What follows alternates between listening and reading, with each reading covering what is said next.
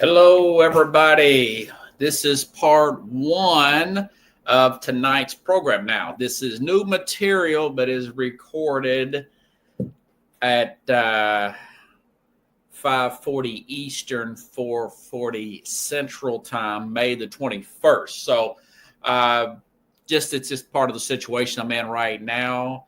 Part two of the program, I'll have Jeffrey Deskovic. Remember, we had some conversations about the playoffs prior to the start of the second round. Now we're in the conference final games. He will be on for part two. We're going to record it here in just a few minutes, just between us. So, but this will be, of course, broadcasted at 8 p.m. Eastern, 7 p.m. Central. And of course, we'll replay it Friday. We'll play it Friday and probably Tuesday, not unless I can get some other interviews in. So, all right.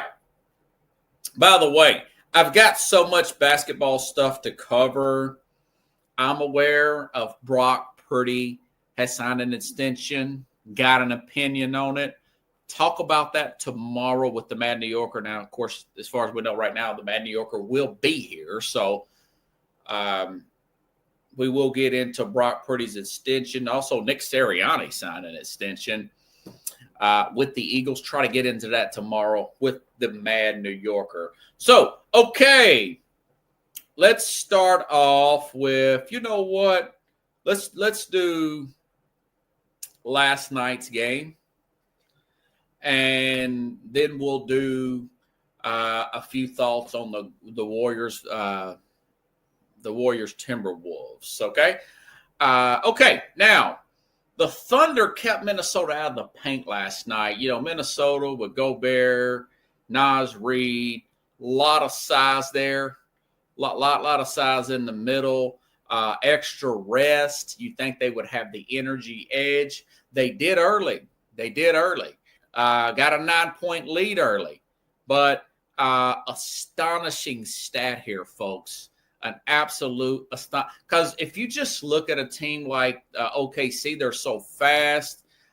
They get so many shots. OKC and the Indiana Pacers both play at a higher speed than the rest of the teams left in the playoffs, a higher pace than from what I can see with the naked eye there. They play like teams that are both of them are young, ironically. They play like teams that are in the NCAA tournament, that kind of speed there. And it's hard to really catch how many points they actually get in the paint because there's so much pace there. I know they shoot the three ball as well, but 54-20. Yes, you heard that right. 54-20 points differential from Oklahoma City Thunder to the Minnesota Timberwolves in the paint, and they're playing at that high pace. You know, it looks like that this Thunder team has about 7 or 8 guys out there. You know, it's 5-on-5, right? Full court basketball, whatnot. It's 5 players on 5 players. But, you know, they're so fast, they're so athletic, and you kind of see this in football.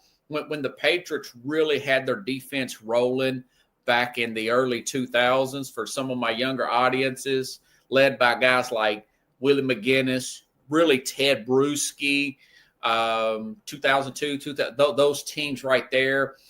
You know, I would tell people just looking at that game, you know, it looks like the Patriots have like 12, 13, 14, 15 players out there.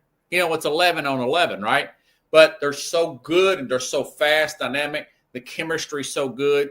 Average age, 23.9 years old. Now, SGA, by the way, congratulations. Shai Gilgeous-Alexander has officially won the MVP today. I was okay with him winning it. Best team, best record, best player on the best team with the best record, and they are showing it, okay? 3 games away from getting to the to the NBA Finals, the youngest team ever. Yes, they're older than the other Oklahoma City Thunder, led by Kevin Durant, Russell Westbrook, and James Harden, that ultimately lost in 5 to the Miami Heat. But I made some notes here. Julius Randle played way over his head. 28 points there for Randall. Shot the three ball well. But, the truth of the matter is Minnesota, they've got to slow this game down. They're going to have to set more high pick and rolls. They're going to have to get the ball in the paint more, and they're going to have to play at their pace. They cannot play comeback against this team. This team has too many players that can come at you. And I will admit, I have not had a show to predict this series before it happened, but I will be honest with you. I would have picked the more experienced Minnesota team that was in the Western Conference last year. So I would have been wrong. It looks like now maybe they can make some adjustments here. They definitely have the talent to do so. They have the experience. You got some Mike Conleys on that. Rudy Gobert's 31 years old. You've got some players. Naz Reid is not a spring chicken, but he's in his prime. You've got some young players. You've got some older, more veteran-led players there. They can make adjustments, but it looks like, with all that rest right there, you think that maybe, just maybe, this is a Golden State thing where they lost game one in the other series, but that's a different situation. The Golden State Warriors were an older team. Their big three was 37, Steph Curry, 35 with Jimmy Butler, and of course Draymond Green. So, it looks like, I don't know, man. It looks like an uphill climb here. This could be a 5 or 6 game series in favor of the Oklahoma City Thunder. I would lean Thunder to win this series, although it could be wrong. Listen, this whole NBA the last few years, as a matter of fact, the last 7 years, we're going to set a record for the most different teams consistently winning the NBA championship. This goes all the way back to the 70s. And, of course, in the early 2000s, from 2003 to 2009, I want to say, we're going to have a different champion here. Parity has never been more. It's something about this apron thing. I know that it's like nothing to do with food to my heavier audience there. But anyways, this apron thing that's been established now with the new CBA that Adam Silver has worked out with the ownership and the Players Association, where teams simply cannot stack each other up. So now you're going to have another champion. Who would ever thought? Toronto, Milwaukee, Denver, Golden State. Just different teams every single year. Boston. So there's no dominant teams. I like this parity. It's like the NFL, like Adam Silver said. But it is what it is.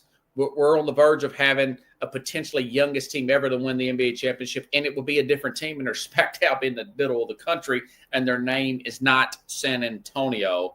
Pretty interesting stuff. Okay, quick take as far as Oklahoma City Thunder and Minnesota Golden State. I felt like I pretty much predicted that, like I said prior to the fact that when they played 2 or 3 older players, 35 plus. I will say this: I do believe that Bob Myers. Another reason why he really wanted to get away. Yeah, he didn't want to trade key players, but he knew really they had to blow this team up completely. And he was spot on. He got out at the right time. Now they have a new general manager there. I think his name's Mike Dunleavy, former player there. Steve Kerr basically says he'll hang around as long as Steph does. If you are a Golden State Warrior fan, you cannot like that at all. But that is what he has said. I've heard him say it the other day on his last press conference here. Personally, I would talk to Steph Curry. He is a staple in that organization. He's a Magic Johnson to what he was to the LA Lakers type of player. He's the best player that's ever played there. I would try to ask him, would he consider wanting to play for another team, maybe go to a championship contender, because they're going to have to really break this thing up. And I've heard maybe they go after a Giannis. But why would the Milwaukee Bucks want a Butler or an agent Draymond Green? Maybe Butler will move on elsewhere, and they'll keep Green and put some young guys around him. But Giannis, I would not want to go play for the Golden State Warriors. They're going to fall apart again. This thing's done. Steph, as much as I like Steph, as much as I like Kevin Durant, as much as I like Jimmy Butler, and LeBron should have retired last year.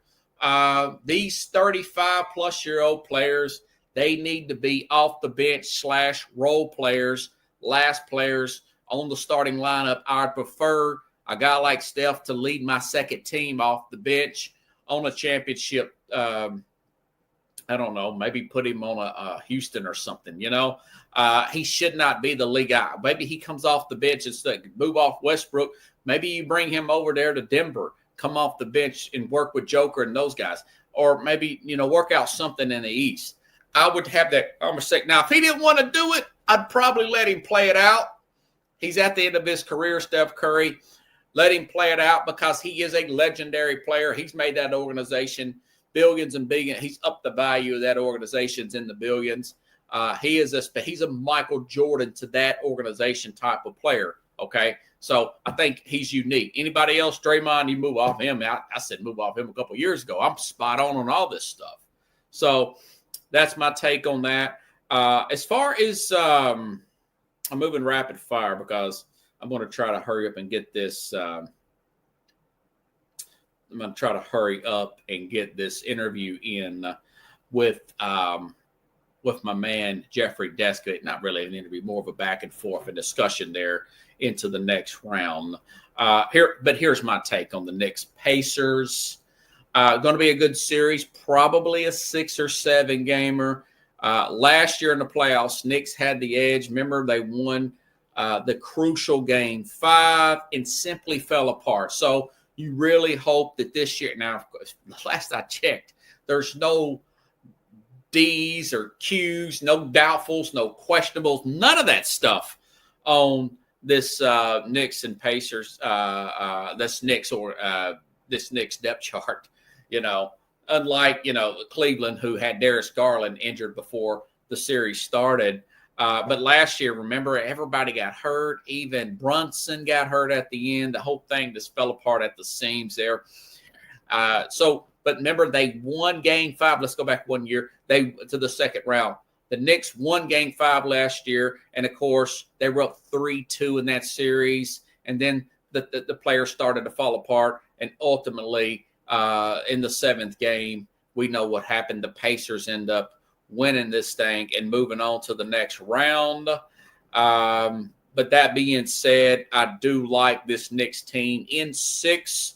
This would be a big win for Tom Thibodeau. That would put the New York Knicks in the finals for the first time since 2000. But I like this series. This series reminds me more of the 95, the hype of 95, not the 2000. Were they in the finals in 2000? Oh, excuse me.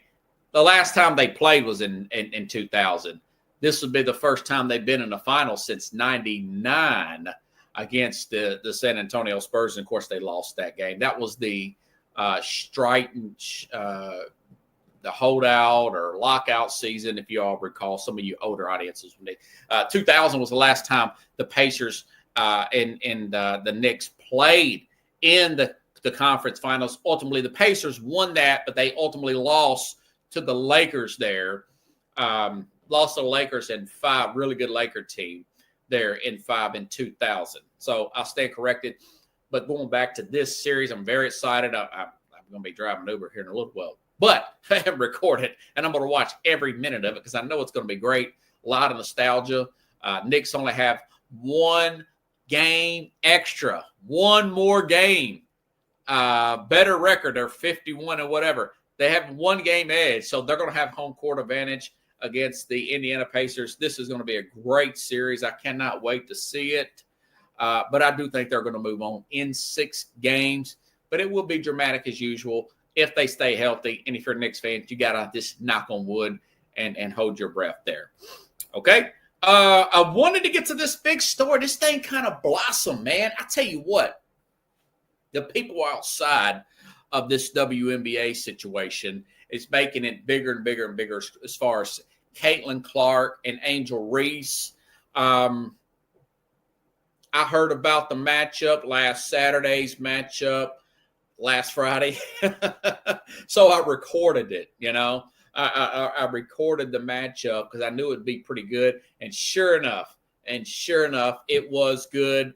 2.2 million views. By the way, the viewers for this Sky, I never knew what the Sky was, other than the one we're looking up at, right? But the Chicago Sky and the Indiana Fever, I didn't know who they were until they drafted Caitlin Clark. But when they got, well, I know them now. And they played Saturday. Great win there for the Favorites. Opening night, tip-off, opening night in the WNBA. And you heard it right. Their ratings were higher than NBA regular season games. Yes, you heard that right. Okay. So, anyways, going back to that game, a lot of talk about it was a take foul. You know, when a take foul is you see a player going right towards the basket and a player for the other team, it's a wide open layup. You just kind of grab them. That's it. It's a foul. It's over with. Angel Reese falls down. It gets called a flagrant. It wasn't really a flagrant, but they called it a flagrant. A lot of boos and everything, yada, yada, yada. Indiana wins in a blowout. I was very surprised they actually won like that. But, you know, Reese had great numbers. Caitlin Clark, triple-double. But everything comes after the fact there. Angel Reese jumps up, acts like she's going to fight her over a take foul.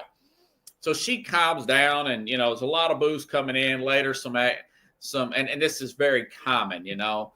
Hey, there's always some racial accusations. I think she realized she looked bad in that situation. All of a sudden, there's racial comments aimed at her. Just like a few weeks ago when Draymond Green was, and he did flagrant foul that player there, going back to the Minnesota game. He did foul that guy. It was a flagrant. And he or it's technical, and it was like his fifth, and two more, he would have got a suspension. They got beat anyways. But then you hear later when he was on the bike that somebody made racial comment. Yeah, so here, just look over here. Don't realize what kind of jerk I am. Just here, that's a car. Let's shoot. I know it's all bent up and banged up, the racial car, but let's go ahead and play it anyways. I don't care.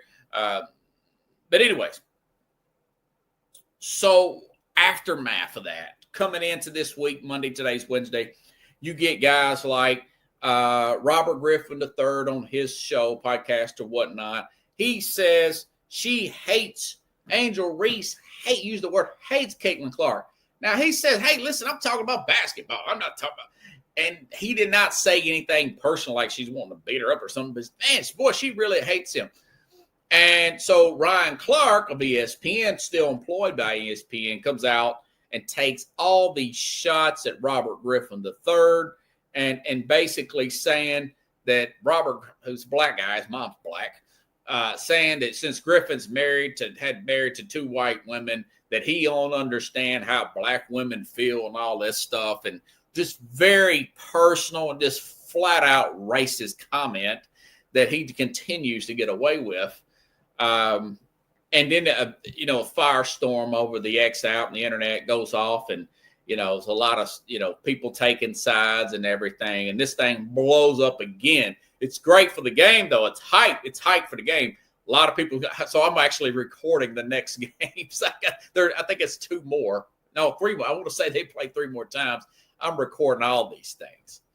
But on a serious note about this, I got to reading about, I didn't get time to download all this stuff. But basically, what Ryan Clark said was so over the top and so blatant about Griffin that at minimum ESPN, even though it was not on ESPN Airways, at minimum ESPN just suspended Ryan Clark for that. And of course, the cowards did not. They did not suspend him, And I say all that because, ironically, Robert Griffin, going back to 2013, Rob Parker made some similar comments about, not about his wife, but some offensive comments about Robert Griffin III, Rob Parker, black guy, now this was on ESPN Airways, calling him a cornball brother. Now, he had been married to a white lady. There were some undertones there from Rob Parker. And ESPN stepped in 2013 he was suspended for 30 days, Rob Parker. This goes back a while, 12 years, and his contract was not renewed, So why didn't they do this to Ryan Clark? Because ESPN, I would say they just got a bunch of cowards running this place. And, I look at this and I feel like this stuff has been out of hand. It's getting out of hand. And the only way you can really start the healing in this country for stuff like this is you got to hold people accountable of all racial comments, And I'm a First Amendment absolutist. Don't get me wrong. First Amendment absolutist, okay, when it comes to this. But that doesn't mean that you're withhold for criticism or you cannot get suspended by your employer. I don't think the government should throw anybody in jail. You can say whatever you want to. Can you imagine if it was the other way around and it was a black guy and a white? So my whole point about all this is you've got to hold all people of all races, not just everybody but one, not just everybody but the black. And you listen, in the defense of my of a lot of black people out here, I see this. I see it on TikTok.